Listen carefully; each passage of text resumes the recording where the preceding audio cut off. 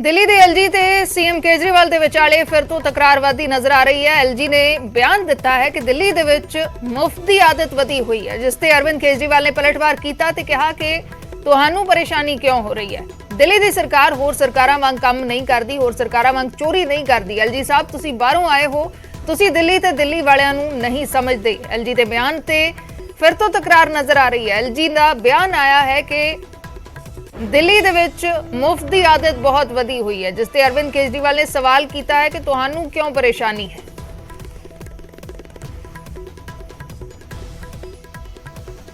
मुझे दिल्ली की जनता से हमेशा से शिकायत रही है, पिछले 1 सालों से मैं देख रहा हूं कि यहां सड़कें इतनी खराब देखने को मिली, जगह जगह पार्कों पर कब्जे हो गए, स्ट्रीट लाइट नहीं है, डार्क स्पॉट्स हैं, लेकिन जनता से कोई आवाज नहीं उठती। ये कैसे लोग हैं यहां पे? और आप समझ लीजिए कि जब तक आप अपनी आवाज नहीं उठाएंगे तब तक किसी काम को करना संभव नहीं।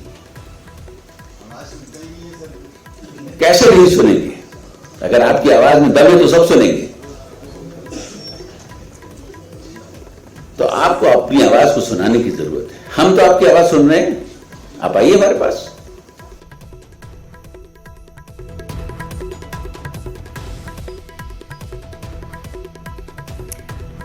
इस पूरे मसले ਨੂੰ ਲੈ ਕੇ ਅਰਵਿੰਦ ਕੇਜਰੀਵਾਲ ਦੇ ਵੱਲੋਂ ਟਵੀਟ ਕੀਤਾ ਗਿਆ ਹੈ। ਉਹਨਾਂ ਨੇ ਲਿਖਿਆ ਹੈ ਕਿ ਦਿੱਲੀ ਦੇ ਲੋਕ ਮਿਹਨਤਕਸ਼ ਲੋਕ ਨੇ, ਕਰੜੀ ਮਿਹਨਤ ਦੇ ਨਾਲ ਉਹਨਾਂ ਦਿੱਲੀ ਨੂੰ ਸਵਾਰਿਆ ਹੈ। ਐਲਜੀ ਸਾਹਿਬ, ਤੁਸੀਂ ਬਾਹਰ ਤੋਂ ਆਏ ਹੋ, ਦਿੱਲੀ ਤੇ ਦਿੱਲੀ ਵਾਲਿਆਂ ਨੂੰ ਨਹੀਂ ਸਮਝਦੇ। ਇਸ ਤਰ੍ਹਾਂ ਦਿੱਲੀ ਦੇ ਲੋਕਾਂ ਦਾ ਅਪਮਾਨ ਨਾ ਕਰੋ। ਕਿਹਾ ਕਿ ਦਿੱਲੀ ਸਰਕਾਰ ਦੂਜੀਆਂ ਸਰਕਾਰਾਂ ਦੀ ਤਰ੍ਹਾਂ ਚੋਰੀ ਨਹੀਂ ਕਰਦੀ, ਸਗੋਂ ਪੈਸੇ ਬਚਾ ਕੇ ਲੋਕਾਂ ਨੂੰ ਸਹੂਲਤ ਦਿੰਦੀ ਹੈ। ਇਸ ਤੋਂ ਤੁਹਾਨੂੰ ਕੀ ਪਰੇਸ਼ਾਨੀ ਹੈ? ਤਾਂ ਇੱਕ ਵਾਰ ਫਿਰ ਤੋਂ ਤਕਰਾਰ ਵੱਧਦੀ ਨਜ਼ਰ ਆ ਰਹੀ ਹੈ। ਪੰਕਜ ਕਪਾਹੀ ਮੇਰੇ ਸਹਿਯੋਗੀ ਫੋਨ ਲਾਈਨ ਤੇ ਜੁੜੇ ਹੋਏ ਨੇ। ਪੰਕਜ, ਕੀ ਕੁਝ ਇਸ ਬਿਆਨ ਨੂੰ ਕਿਵੇਂ ਦੇਖਿਆ ਜਾਵੇ? ਤਕਰਾਰ ਜਿਹੜੀ ਹੈ ਉਹ ਪਹਿਲਾਂ ਆਰਡੀਨੈਂਸ ਨੂੰ ਲੈ ਕੇ ਹੈ, ਲੇਕਿਨ ਹੁਣ ਫਿਰ ਤੋਂ ਤਕਰਾਰ ਵੱਧਦੀ ਨਜ਼ਰ ਆ ਰਹੀ ਹੈ।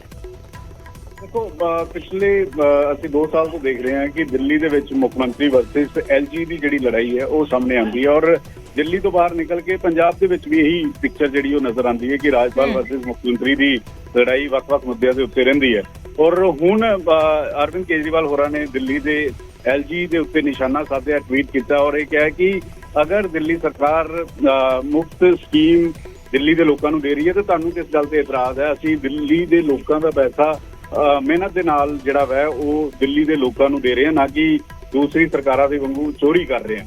ਤਾਂ ਅਸੀਂ ਪਿਛਲੇ ਦਿਨਾਂ ਤੋਂ ਦੇਖ ਰਹੇ ਹਾਂ, ਪਹਿਲਾਂ 2 ਦਿਨ ਪਹਿਲਾਂ ਤਸਵੀਰ ਨਜ਼ਰ ਆਈ ਸੀ ਕਿ ਦਿੱਲੀ 'ਚ ਜਦੋਂ ਲੁੱਟਖੋ ਦੀ ਸੀਸੀਟੀਵੀ ਫੁਟੇਜ ਸਾਹਮਣੇ ਪ੍ਰਗਤੀ ਮੈਦਾਨ ਦੇ ਕੋਲ ਆਉਂਦੀ ਹੈ, ਉਸ ਵੇਲੇ ਕਾਨੂੰਨ ਵਿਵਸਥਾ ਦੇ ਮਸਲੇ ਦੇ ਉੱਤੇ ਐਲਜੀ ਵਰਸਸ ਜਿਹੜਾ ਵੈ ਉਹ ਆਮ ਆਦਮੀ ਪਾਰਟੀ ਨਜ਼ਰ ਆਈ ਸੀ ਕਿ ਲਗਾਤਾਰ ਆਮ ਆਦਮੀ ਪਾਰਟੀ ਦੇ ਲੀਡਰਾਂ ਵੱਲੋਂ ਇਹ ਗੱਲ ਕਿਹਾ ਗਿਆ ਕਿ ਦਿੱਲੀ ਦੇ ਵਿੱਚ ਅਗਰ ਕਾਨੂੰਨ ਵਿਵਸਥਾ ਖਰਾਬ ਹੈ ਤਾਂ ਉਸ ਦੀ ਵਜ੍ਹਾ ਐਲਜੀ ਹੈ, ਉਸ ਦੀ ਵਜ੍ਹਾ ਕੇਂਦਰ ਸਰਕਾਰ ਦੀ ਦਿੱਲੀ ਪੁਲਿਸ ਹੈ ਜਿਹੜੀ ਇਸ ਤਰੀਕੇ ਦੇ ਨਾਲ ਐਕਸ਼ਨ ਨਹੀਂ ਲੈਂਦੀ, ਔਰ ਇਸੇ ਵਜ੍ਹਾ ਕਰਕੇ ਦਿੱਲੀ ਦੀ ਕਾਨੂੰਨ ਵਿਵਸਥਾ ਦੀ ਬੁਰੀ ਹਾਲਤ ਹੈ। ਔਰ ਇੱਥੋਂ ਤੱਕ ਮੰਗ ਹੋਣੀ ਸ਼ੁਰੂ ਹੋ ਗਈ ਸੀ ਕਿ ਦਿੱਲੀ ਦੀ ਪੁਲਿਸ ਜਿਹੜੀ ਹੈ ਉਹ ਕੇਂਦਰ ਸਰਕਾਰ ਦੀ ਬਜਾਏ ਦਿੱਲੀ ਸਰਕਾਰ ਦੇ ਅਧੀਨ ਹੋਣੀ ਚਾਹੀਦੀ ਹੈ, ਤਾਂ ਕਿ ਦਿੱਲੀ ਦੀ ਹਾਲਤ ਜਿਹੜੀ ਹੈ ਕਾਨੂੰਨ ਵਿਵਸਥਾ ਨੂੰ ਲੈ ਕੇ ਖਰਾਬ ਹੋਈ ਹੈ ਉਸ ਨੂੰ ਬਿਹਤਰ ਕੀਤਾ ਜਾ ਸਕੇ। ਤਾਂ ਇੱਕ ਵਾਰ ਫਿਰ ਹੁਣ ਜਿਹੜੀਆਂ ਮੁਫਤ ਦੀ ਸਕੀਮ ਨੇ, ਚਾਹੇ ਬਿਜਲੀ ਦਾ ਮੁੱਦਾ ਹੈ, ਚਾਹੇ ਮੁਫਤ ਦਵਾਈਆਂ ਦਿੱਤੀਆਂ ਜਾ ਰਹੀਆਂ ਨੇ, ਉਸ ਮਸਲੇ ਤੇ ਜਿਹੜਾ ਵੈ ਉਹ ਦਿੱਲੀ ਦੇ ਐਲਜੀ ਔਰ ਦਿੱਲੀ ਦੇ ਮੁੱਖ ਮੰਤਰੀ ਆਮੋ ਸਾਹਮਣੇ ਨਜ਼ਰ ਆ ਰਹੇ ਨੇ। ਜੀ ਸ਼ੁਕਰੀਆ ਪੰਕਜ, ਪੂਰੀ ਜਾਣਕਾਰੀ ਦੇ ਲਈ। ਤਾਂ ਫਿਰ ਤੋਂ ਤਕਰਾਰ ਵੱਧਦੀ ਨਜ਼ਰ ਆ ਰਹੀ ਹੈ। ਐਲਜੀ ਨੇ ਕਿਹਾ ਕਿ ਦਿੱਲੀ